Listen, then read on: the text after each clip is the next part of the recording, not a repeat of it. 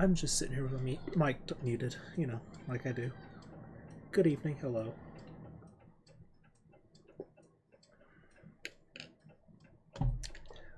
Welcome in. Get my water open so I don't have to open that midstream.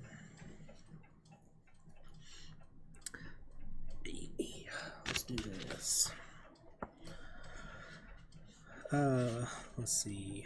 Oh yeah, we were with Frankenstein.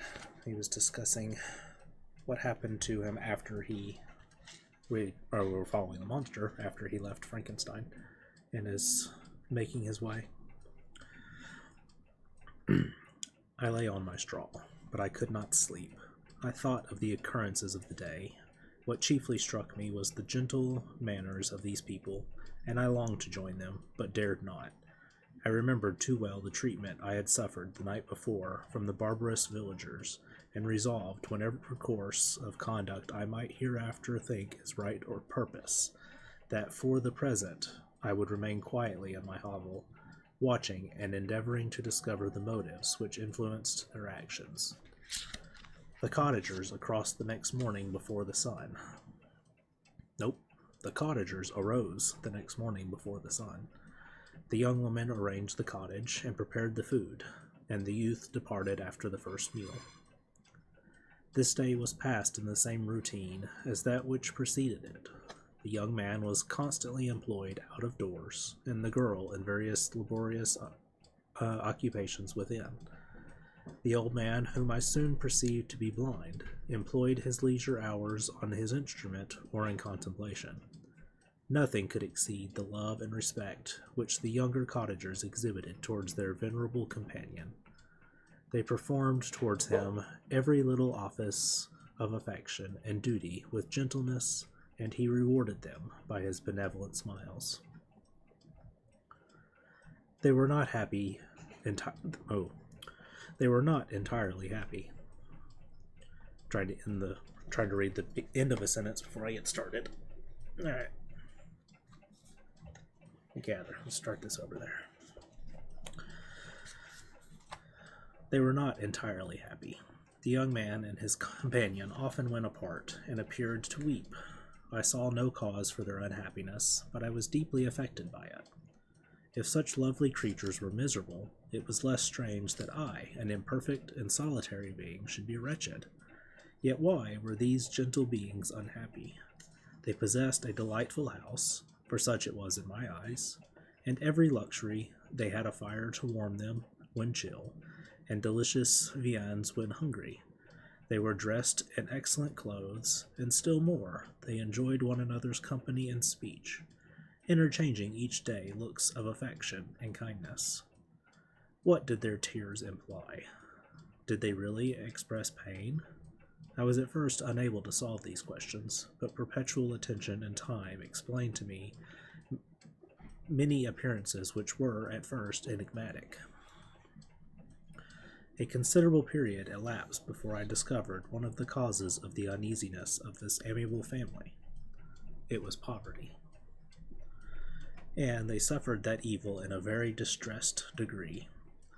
Their nourishment consisted entirely of the vegetables of their garden and the milk of one cow, who gave very little during the winter, when its masters could scarcely procure food to support it. They often, I believe, suffered the pangs of hunger very poignantly, especially the two younger cottagers, for several times they placed food before the old man when they reserved none for themselves. This trait of kindness moved me sensibly. I had been accustomed during the night to steal a part of their store for my own consumption, but when I found that in doing this I inflicted pain on the cottagers, I abstained, and satisfied myself with berries, nuts, and roots, which I gathered from nearby wood.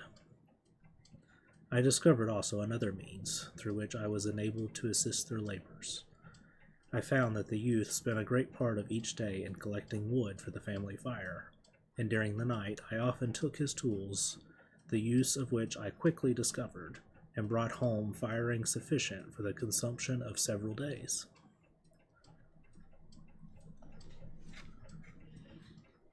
I remember the first time that I did this. The young woman, when she opened the door in the morning, appeared greatly astonished on seeing a great pile of wood on the outside. She uttered some words in a loud voice, and the youth joined her, who also expressed surprise. I observed with pleasure that he did not go to the forest that day, but spent it in repairing the cottage and cultivating the garden. By degrees I made a discovery of still greater moment. I found that these people possessed a method of communicating their experience and feelings to one another by articulate sounds. I perceived that the words they spoke sometimes produced pleasure or pain, smiles or sadness, in the minds and countenance of the hearers. This was indeed a godlike science. I ardently desired to become acquainted with it, but I was baffled in every attempt I made for this purpose. Their pronunciation was quick, and the words they uttered not having any apparent connection with visible objects, I was unable to discover any clue by which I could unravel the mystery of their reference.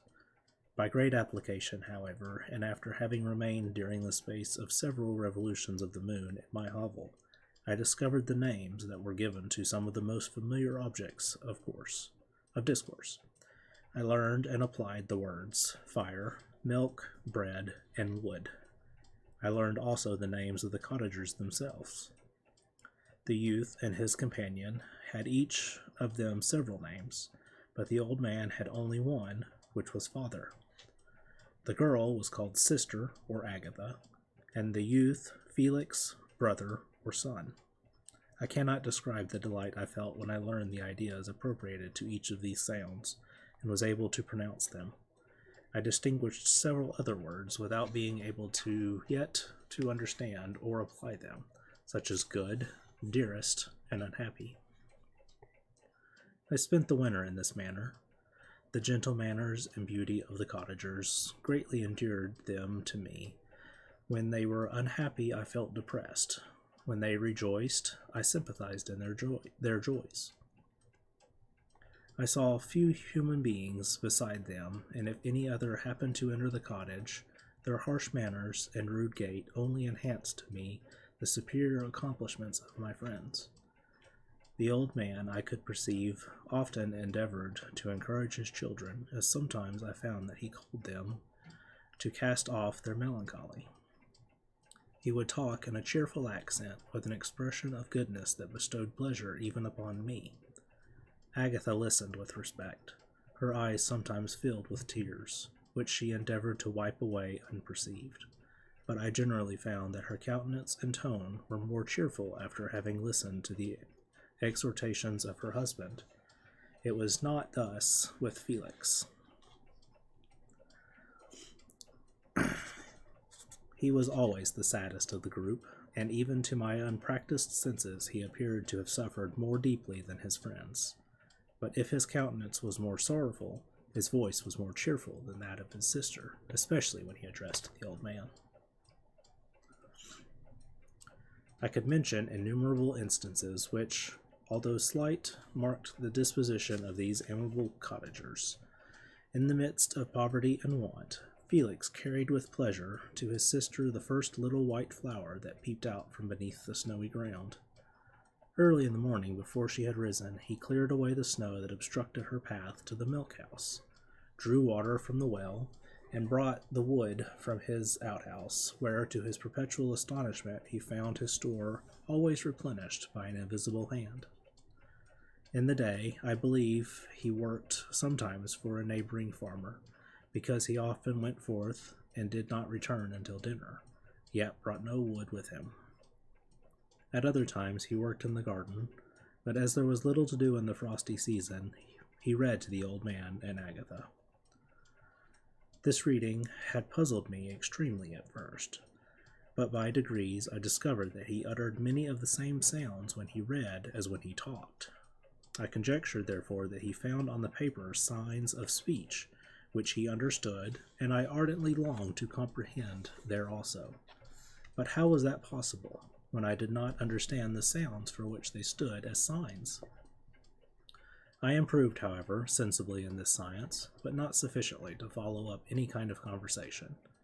Although I applied my whole mind to the endeavor, for I easily perceived that although I eagerly longed to discover myself to the cottagers, I ought not to make the attempt until I had first become master of their language, which knowledge might enable me to make them overlook the deformity of my figure, for which this also the contrast perpetually presented to my eyes had made me acquainted.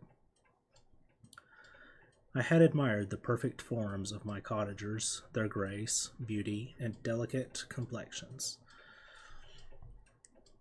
But how was I terrified when I viewed myself in a transparent pool?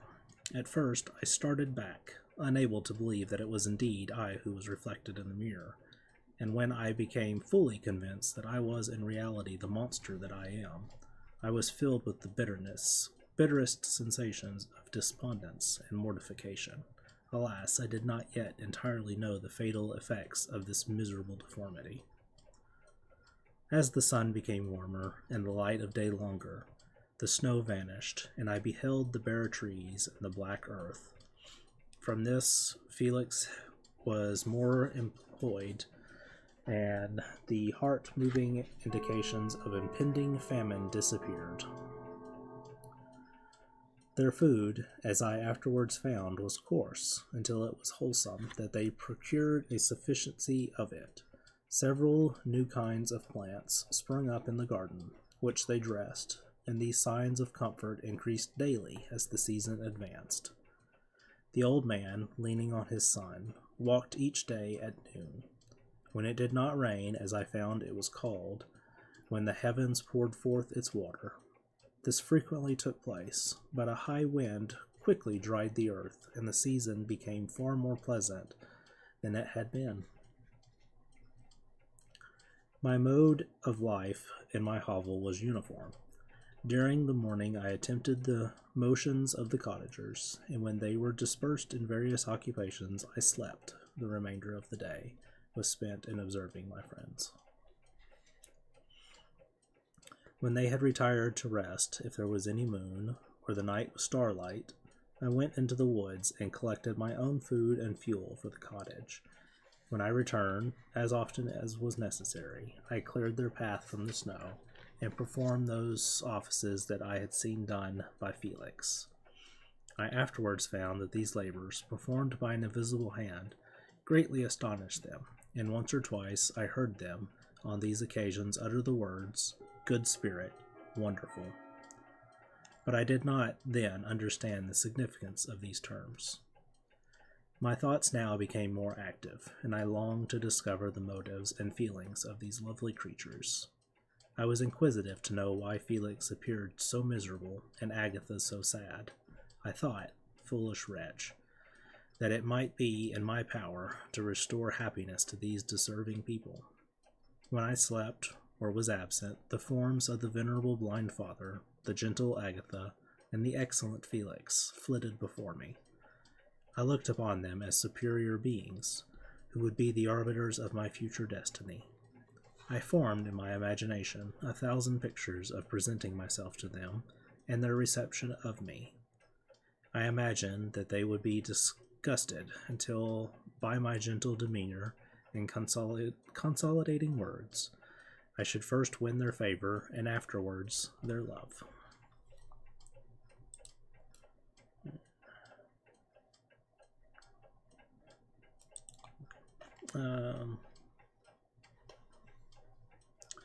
These thoughts exhilarated me, and led me to apply with fresh ardor to the acquiring the art of language.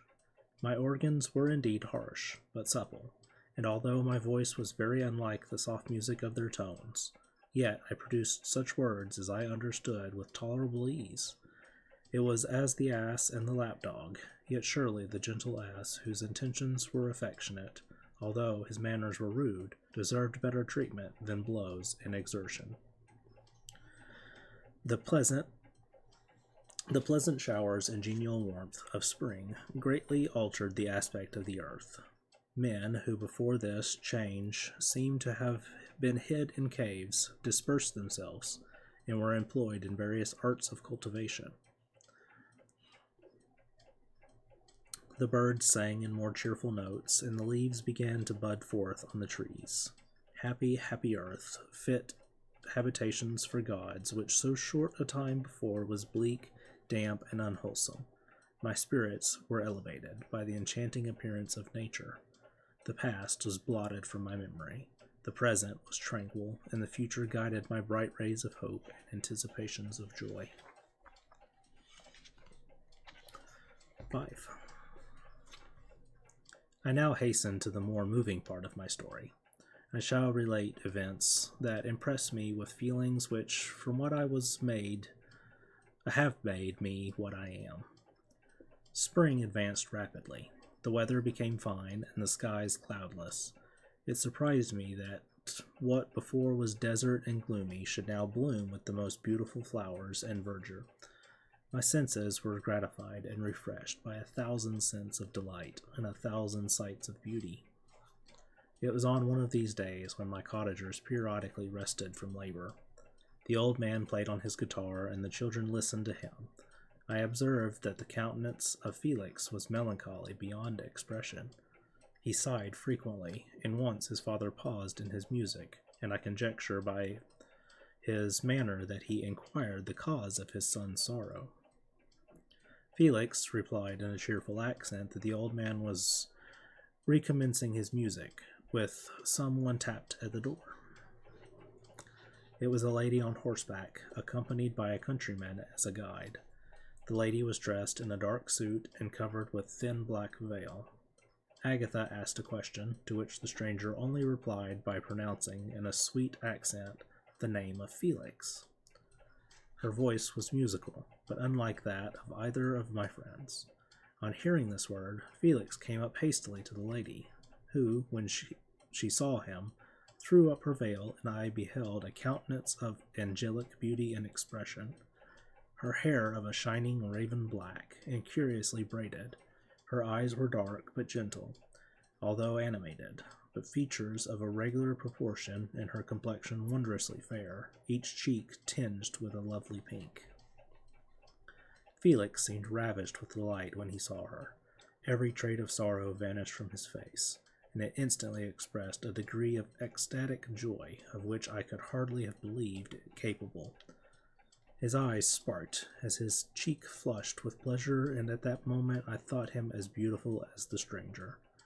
She appeared affected by different feelings. Wiping a few tears from her lovely eyes, she held out her hand to Felix, who kissed it rapturously, and called her, as well as I could distinguish, his sweet Arabian.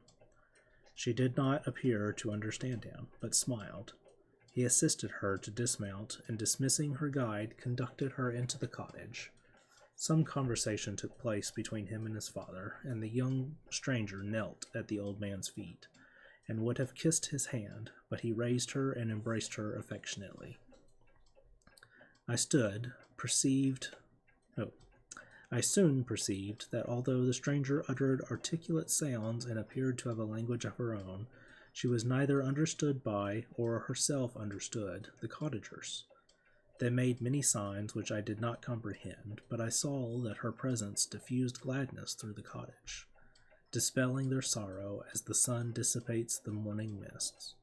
Felix seemed particularly happy, and with smiles of delight welcomed his Arabian. Agatha, the ever-gentle Agatha, kissed the hands of the lovely stranger, and pointing to her brother made signs which appeared to me to mean that he had been sorrowful until she came. Some hours passed thus, while they, by their countenance, expressed joy, the cause of which I did not comprehend.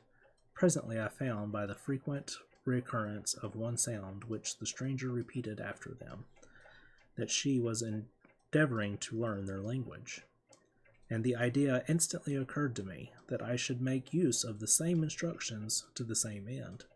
The stranger learned about 20 words in the first lesson. Most of them, indeed, were those which I had before understood, but I profited by the others. As night came on, Agatha and the Arabian retired early, and they separated. Felix kissed the hand of the stranger and said, "Good night, sweet Safi." He sat up much longer, conversing with his father, and by the frequent repetition of her name, a conjecture that their lovely guest was the subject of their conversation. I ardently desired to understand them, and bent every faculty towards that purpose, but found it utterly impossible. The next morning Felix went out to his work, and after the usual occupations of Agatha were finished, the Arabian sat at the feet of the old man, taking his guitar, played some airs so entrancingly beautiful that they at once drew tears of sorrow and delight from my eyes. She sang, and her voice flowed in a rich cadence, swelling or dying away like a nightingale of the woods. When she had finished, she gave the guitar to Agatha, who at first declined. She played a simple air, and her voice accompanied it in sweet accents, but unlike the wondrous strain of the stranger, the old man appeared enraptured, and said some words which Agatha endeavored to explain to Safie, and by which he appeared to wish to express that she bestowed on him the greatest delight by her music. The days now passed as peacefully as before, with the sole alteration that joy had taken place of sadness in the countenance of my friends. Safie was always gay and happy. She and I improved rapidly in the knowledge of language, so that in 2 months I began to comprehend most of the words uttered by my protectors. In the meanwhile, also the black ground was covered with herbage, and the green banks interspersed with innumerable flowers, sweet to the scent and the eyes. Stars of pale radiance among the moonlight woods. The sun became warmer, the nights clear and balmy, and my nocturnal rambles were an extreme pleasure to me, although they were considerably shortened by the late setting and early rising of the sun, for I never ventured abroad during daylight, fearful of meeting with the same treatment as I had formerly endured in the first village which I entered. My days were spent in close attention, that I might more speedily master the language, and I may boast that I improved more rapidly.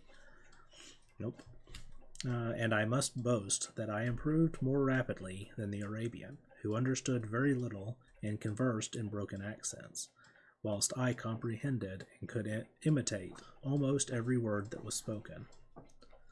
While I improved in speech, I also learned the science of letters, as it was taught to the stranger, and this opened before me a wide field for wonder and delight.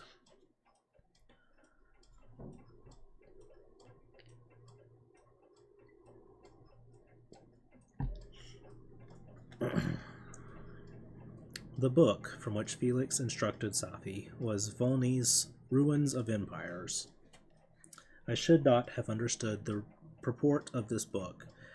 I should not have understood the purport of this book had not Felix, in reading it, given very minute explanations.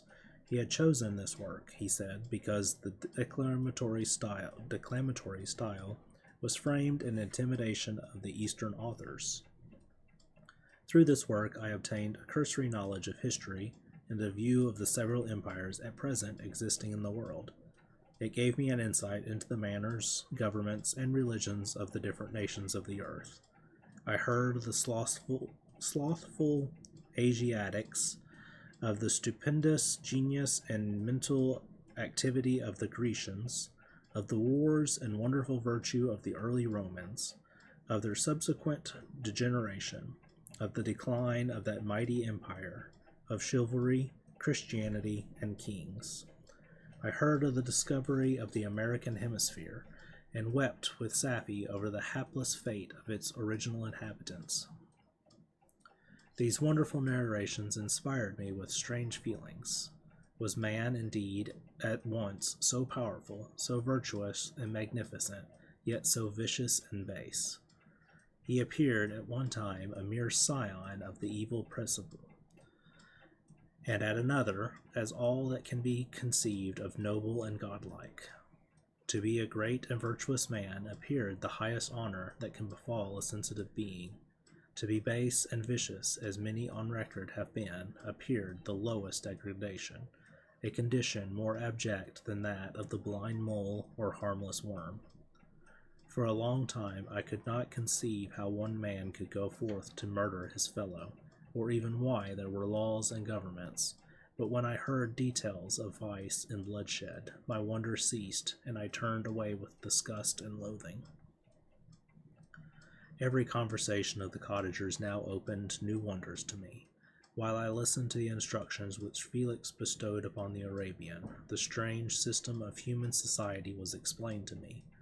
I heard of the division of property, of immense wealth and squalid poverty, of rank, descent, and noble blood. The words induced me to turn towards myself.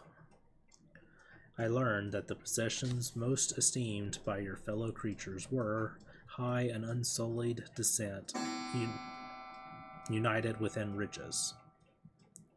A man might be respected with only one of these acquisitions, but without either he was considered, except in very rare instances, as a vagabond and a slave, doomed to waste his powers for the profit of the chosen few.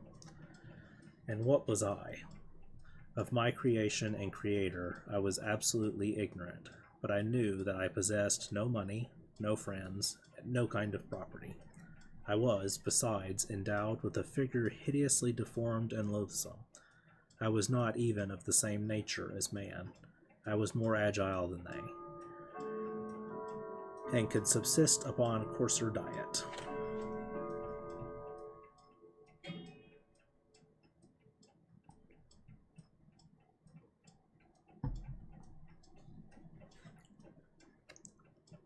I bore the extremes of heat and cold with less injury to my frame, my stature far exceeding theirs. When I looked around, I saw and heard of none like me. Was I then a monster, a blot upon the earth, from which all men fled and whom all men disowned? I cannot describe to you the agony that these reflections inflicted upon me. I tried to dispel them, but sorrow only increased with knowledge. Oh, that I had forever remained in my native wood, nor known or felt beyond the sensations of hunger, thirst, and heat. Of what a strange nature is knowledge! It clings to the mind when it has once seized on it, like a lichen on the rock. I wished sometimes to shake off all thought and feeling, but I learned that there was but one means to overcome the sensations of pain, and that was death. A state which I feared, yet did not understand. I admired virtue and good feelings, and loved the gentle manners and amiable qualities of my cottagers.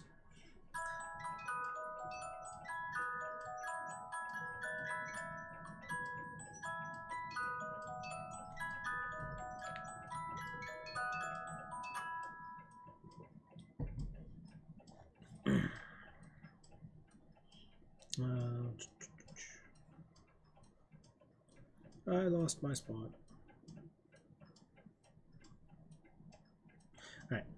I admired virtue and good feelings, and loved the gentle manners and amiable qualities of my cottagers, but I was shut out from intercourse with them, except through means which I obtained by stealth, when I was unseen and unknown, and which rather increased than satisfaction the desire I had to become one among my fellows. The gentle words of Agatha and the animated smiles of the charming Arabian were not for me.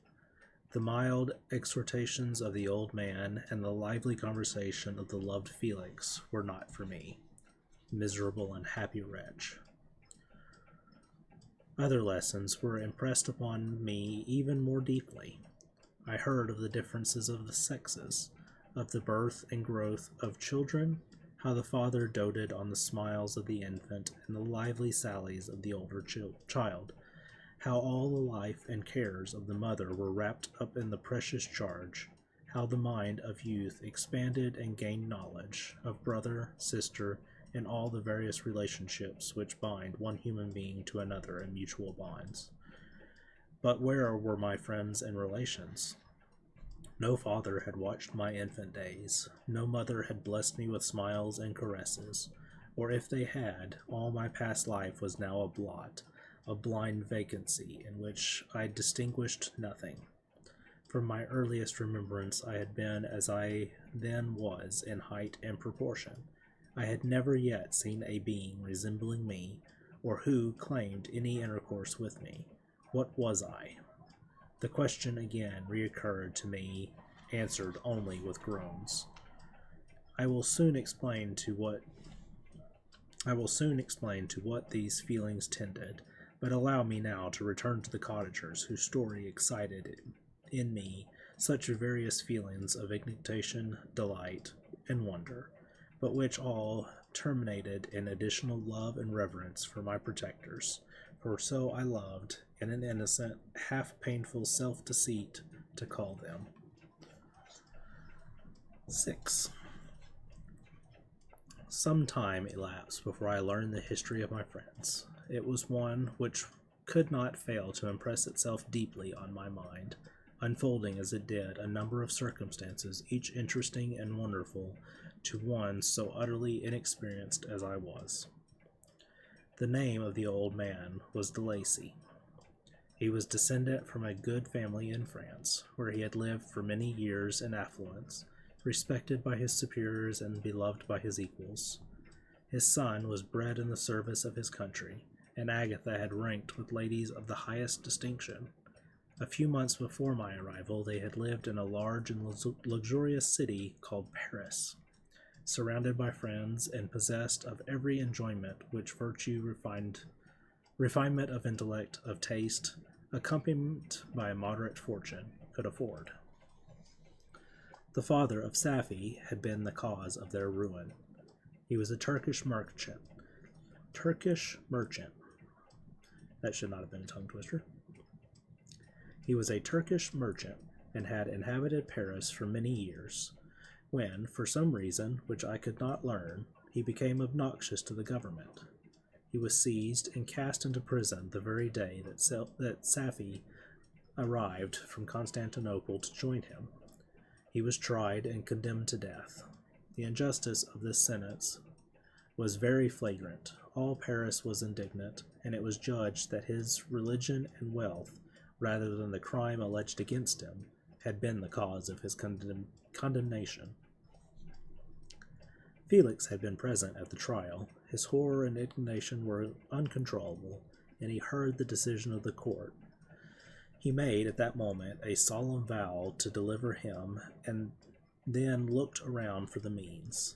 After many fruitless attempts to gain admittance to the prison, he found a strongly grated window in an unguarded part of the building, which lighted the dungeon of the unfortunate Mahometan, who, loaded with chains, waited in despair the execution of the barbarous sentence. Felix visited the grate at night, and made known to the prisoner his intentions in his favor. The Turk, amazed and delighted, endeavored to kindle the zeal of his deliverer by promises of reward and wealth. Felix rejected his offers with contempt, yet when he saw the lovely Safie, who was allowed to visit her father, and who, by her gestures, expressed her lively gratitude, the youth could not help owning to his own mind that the captive possessed a treasure which would fully reward his toil and hazard. The Turk quickly perceived the impression that his daughter had made on the heart of Felix, and endeavored to secure him more entirely in his interests by the promise of her hand in marriage, so soon as he should be conveyed to a place of safety. Felix was too delicate to accept this offer, yet he looked forward to the probability of that event as to the consummation of his happiness.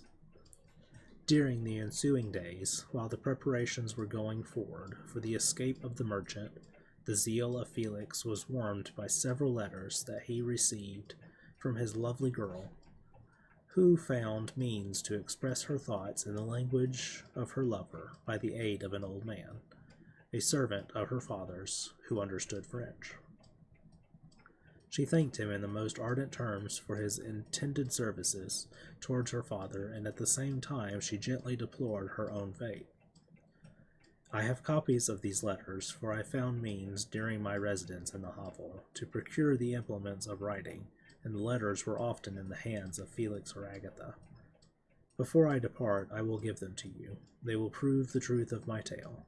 But at present, as the sun is already far declined, I shall only have time to repeat the substance of them to you. Safi related that her mother was a Christian Arab, seized and made a slave by the Turks. Recommended by her beauty, she had won the heart of the father of Safi, who married her.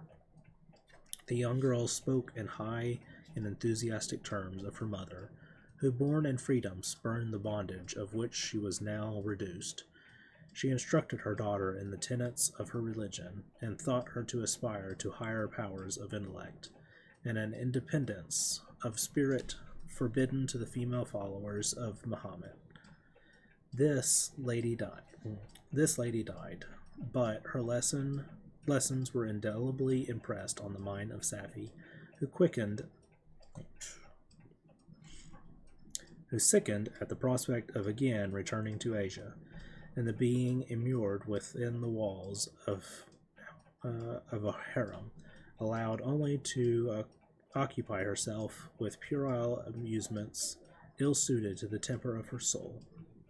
Now accustomed to grand ideas and a noble emulation for virtue, the prospect of marrying a Christian and remaining in a country where women were allowed to take a rank in society was enchanting to her. The day for the execution of the Turk was fixed, but on the night previous to it, he had quitted prison, and before morning was distant many leagues from Paris. Felix had procured passports in the name of his father, sister, and himself. He had previously communicated his plan to the former, who aided the deceit by quitting his house under the pretense of a journey, and concealed himself with his daughter in an obscure part of Paris.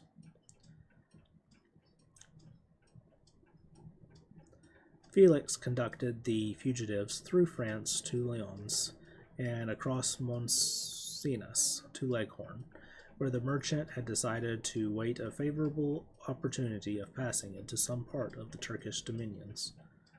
Safi resolved to remain with her father until the moment of his departure, before which time the Turk renewed his promise that she should be united to this deliverer.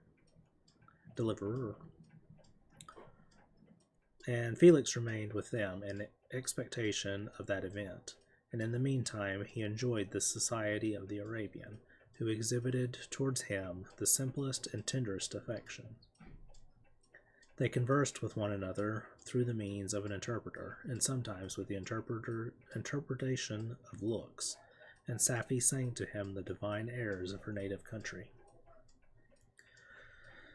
The Turks allowed this intimacy to take place, and encouraged the hopes of the youthful lovers, while in his heart he had formed 4 other plans.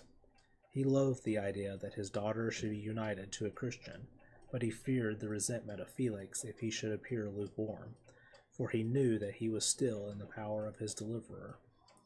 If he should choose to betray him to the Italian state which they inhabited, he revolved 1,000 plans by which he should be enabled to prolong the deceit until it might be no longer necessary, and secretly to take his daughter with him when he departed. His plans were greatly facilitated by the news which arrived from Paris. The government of France were greatly enraged at the escape of their victim, and spared no pains to detect and punish his deliverer. The plot of Felix was quickly discovered, and De Lacy and Agatha were thrown into prison. The news reached Felix and aroused him from his dream of pleasure. His blind and aged father and his gentle sister lay in a noisome dungeon, while he enjoyed the free air and the society of her whom he loved. This idea was torture to him. He quickly arranged with the Turk that if the latter should find a favorable opportunity for escape before Felix could return to Italy, Safi should remain as a boarder at the convent at Leghorn, and then, quitting the lovely Arabian, he hastened to Paris and delivered himself up to the vengeance of the law, hoping to free De Lacy and Agatha by his proceedings. He did not succeed. They remained confined for 5 months before the trial took place, the result of which deprived them of their fortune and condemned them to a perpetual exile from their native country. They found a miserable asylum in the cottage in Germany where I discovered them. Felix soon learned that the treacherous Turk, for whom he and his family endured such overhead of oppression, on discovering that his deliverer was thus reduced to poverty and impotence, became a traitor to good feeling and honor, and had quitted Italy with his daughter, insultingly sending Felix a pittance of money to aid him, as he said, in some plan of future maintenance. Such were the events that preyed on the heart of Felix, and rendered him, when I first saw him, the most miserable of his family. He could have endured poverty, and when this distress had been the meed of his virtue, he would have glorified it. He would have gloried in it. But the ingratitude of the Turk and the loss of his beloved Sapphi were misfortunes more bitter and irreparable. The arrival of the Arabian now infused new life into his soul. When the news reached Leghorn that Felix was deprived of his wealth and rank, the merchant commanded his daughter to think no more of her lover, but to prepare to return with him to their native country. The generous nature of Sapphi was outraged by this command. She attempted to expostulate with her father, but he left her angrily, reiterating his tyrannical mandate. A few days after, the Turk entered his daughter's apartment and told her hastily that he had reason to believe that his resistance at Leghorn had been divulged, and that he should speedily be delivered up to the French government. He had consequently hired a vessel to convey him to Constantinople, for which city he should sail in a few hours. He intended to leave his daughter under the care of a confidential servant, to follow at her leisure with the greater part of his property, which had not yet arrived at Leghorn. When alone, Sapphi resolved in her own mind the plan of conduct that it would become her to peruse in this emergency. A residence in Turkey was abhorrent to her. Her religion and feelings were alike adverse to it. By some papers of her father's, which fell into her hands, she heard of the exile of her lover, and learned that the name of the spot where he then resided. She hesitated some time, but at length she formed her determination. Taking with her some jewels that belonged to her, and a small sum of money, she quitted Italy with an attendant, a native of Leghorn, who understood the common language of Turkey, and departed for Germany. She arrived in safety at a town about 20 leagues from the cottage of de Lacy, when her attendant fell dangerously ill. Sapphi nursed her with the most devoted affection, but the poor girl died, and the Arabian was left alone, unacquainted with the language of the country, and utterly ignorant of the customs of the world. She fell, however, into good hands. The Italian had mentioned the name of the spot for which they were bound, and after her death, the woman of the house in which they had lived took care that Sapphi should arrive safely in the cottage of her lover. Alright, I think we're probably going to stop there instead of start the next section. A little on the shorter side. I'm already starting to stumble. I think I'm getting sleepy. I will let y'all know. I don't think we're going to do Monday night. But I got to play around with the schedule, and I will let everybody know what the schedule is. But I should see y'all Friday morning for a little bit more dredge. Let's see. Who can I send a raid to?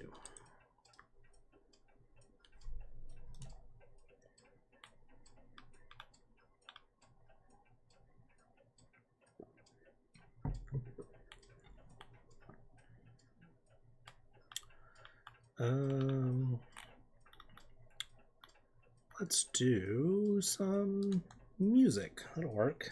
The playmat. doing some guitar practice. So I'm going to send y'all that direction. Thank y'all so much for hiding away again, and we'll get back to some more Frankenstein next week. Y'all have a wonderful evening, and I'll talk to y'all later.